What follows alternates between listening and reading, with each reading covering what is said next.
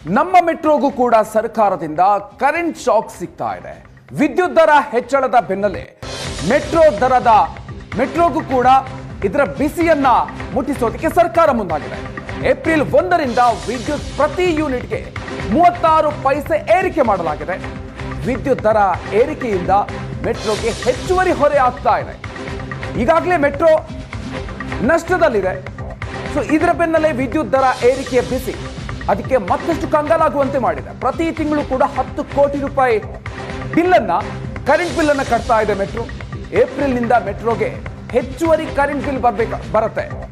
Current bill ಹೆಚ್ಚಳದಿಂದಾಗಿ metro ಮತ್ತಷ್ಟು ತಲೆ ಕೆಡಿಸಿಕೊಳ್ಳುವಂತಹ ಪರಿಸ್ಥಿತಿ.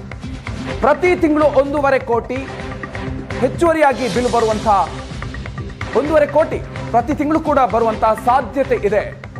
ಸೊ ಈ ರೀತಿಯಾಗಿ ಕರೆಂಟ್ ಬಿಲ್ನ ಪರಿಣಾಮ ಜನರಿಗೆ ಮಾತ್ರ ಅಲ್ಲ, ಮೆಟ್ರೋಗೂ ಕೂಡ ತಟ್ಟುವಂತ ಸಾಧ್ಯತೆ ಇದೆ. ಈ ಬಗ್ಗೆ ಮಾಹಿತಿಯನ್ನ ಕೊಡ್ತಾರೆ ನಮ್ಮ ಪ್ರತಿನಿಧಿ ಮಮತಾ. ಇದೀಗ ನಮ್ಮ ಜೊತೆ ಸಂಪರ್ಕದಲ್ಲಿದ್ದಾರೆ. ಮಮತಾ, ಏನಿದು ಒಂದ್ ಕಡೆ ವಿದ್ಯುತ್ ದರ ಏರಿಕೆಯಾಗಿರುವಂತಹ ಬಿಸಿ ಆದರೆ ಮತ್ತೊಂದು ಕಡೆ ಈಗ ಮೆಟ್ರೋಗೆ ದರ ಬಿಸಿ ಶುರುವಾಗಿರುವಂಥದ್ದು. ಸೊ ಎಷ್ಟು ಹೆಚ್ಚುವರಿಯಾಗಿ ಈಗ ಹೊರೆಯಾಗತ್ತೆ ಮೆಟ್ರೋಗೆ?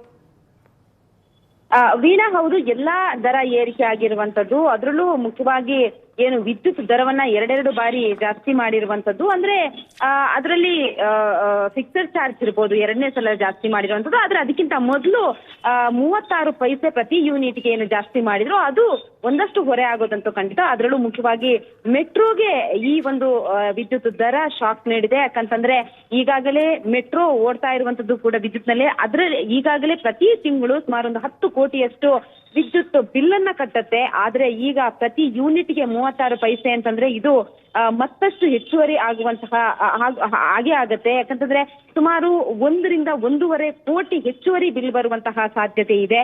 ಈಗಾಗಲೇ ಏನು ವಿದ್ಯುತ್ ದರ ಏರಿಕೆ ಆಗಿರೋದ್ರಿಂದ ಪ್ರತಿಯೊಬ್ರು ಕೂಡ ಜನಾಕ್ರೋಶ ಕೂಡ ವ್ಯಕ್ತ ಆಗಿತ್ತು. ಅದರ ಜೊತೆಗೆ ಕೇವಲ ವಿದ್ಯುತ್ ದರ ಜಾಸ್ತಿ ಅಲ್ಲ, ಅದರ ಜೊತೆಗೆ ಹಲವಾರು ಏನು ಮೆಟ್ರೋ ದರ ಕೂಡ ಜಾಸ್ತಿ ಆಯ್ತು, ಸಾರಿಗೆ ದರ ಕೂಡ ಜಾಸ್ತಿ ಆಯ್ತು. ಮೆಟ್ರೋ ದರವನ್ನ ಜಾಸ್ತಿ ಮಾಡುವಂತಹ ಸಂದರ್ಭದಲ್ಲೇ ಜನಾಕ್ರೋಶ ವ್ಯಕ್ತ ಆಯಿತು. ಓಡಾಡೋದಕ್ಕೆ ಆಗ್ತಾ ಇಲ್ಲ, ಇಷ್ಟೊಂದು ದರ ಜಾಸ್ತಿ ಆದ್ರೆ ಹೇಗೆ ಜನ ಜರ್ನಿ ಮಾಡೋದು? ಅಂದ್ರೆ ಮೆಟ್ರೋವನ್ನೇ ಅವಲಂಬಿಸಿರುವಂತಹ ಜನರಿಗೆ ಇದು ತುಂಬಾ ಎಫೆಕ್ಟ್ ಆಯ್ತು. ಆದ್ರೆ ಈಗ ವಿದ್ಯುತ್ ದರ ಕೂಡ ಜಾಸ್ತಿ ಆಗಿರುವಂತಹ ಹಿನ್ನೆಲೆಯಲ್ಲಿ ಇದು ನೇರವಾಗಿ ಮೆಟ್ರೋದ ಮೇಲೆ ಬಿದ್ದಿರುವಂತದ್ದು.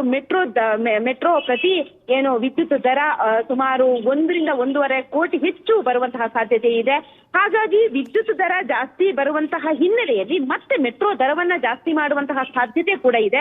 ಯಾಕಂತಂದ್ರೆ ಈಗಾಗಲೇ ಹೊರೆ ತುಂಬಾ ಕಷ್ಟದಲ್ಲಿದೆ ಮೆಟ್ರೋ.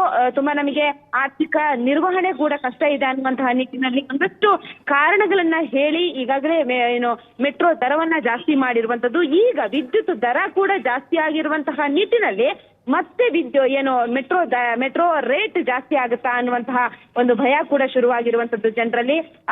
ಮತ್ತೆ ಇನ್ನೊಂದು RV ರೋಡ್ ಬೊಮ್ಮಸಂದ್ರ ಕೂಡ ಇನ್ನೇನು ಕೆಲವೇ ಸಮಯದಲ್ಲಿ ಏನು ಮೆಟ್ರೋ ಓಪನ್ ಆಗತ್ತೆ.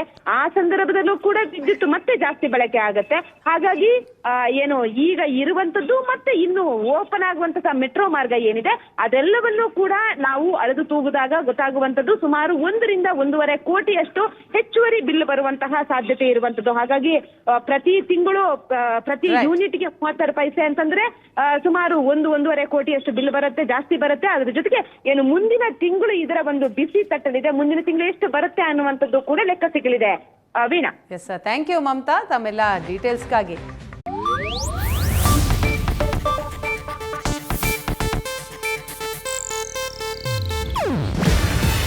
ಇದು ಏಷ್ಯಾನೆಟ್ ನ್ಯೂಸ್ ನೆಟ್ವರ್ಕ್ ಪ್ರಸ್ತುತಿ. ನೀವು ನೋಡ್ತಿದ್ದೀರಾ ಏಷ್ಯಾನೆಟ್ ಸುವರ್ಣ ನ್ಯೂಸ್.